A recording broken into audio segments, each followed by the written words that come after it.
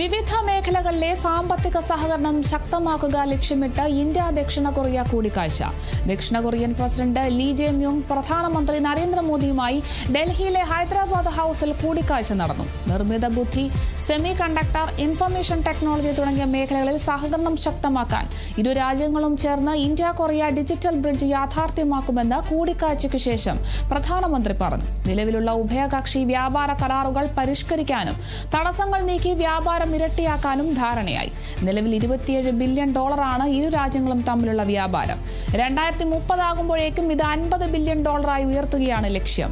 കപ്പൽ നിർമ്മാണം, സുസ്ഥിരത, ഉരുക്ക്, തുറമുഖങ്ങൾ തുടങ്ങിയ മേഖലകളിൽ ധാരണാപത്രങ്ങളിൽ ഒപ്പുവയ്ക്കും. കപ്പൽ നിർമ്മാണം, ഷിപ്പിംഗ്, മാരിടൈം ലോജിസ്റ്റിക്സ് തുടങ്ങിയ മേഖലകളിൽ സമഗ്രമായ ചട്ടക്കൂട് രൂപീകരിക്കാനും പ്രതിരോധം, പരിസ്ഥിതി, ഊർജ്ജം എന്നീ മേഖലകളിലും സഹകരണം വർദ്ധിപ്പിക്കാനും തീരുമാനമായി.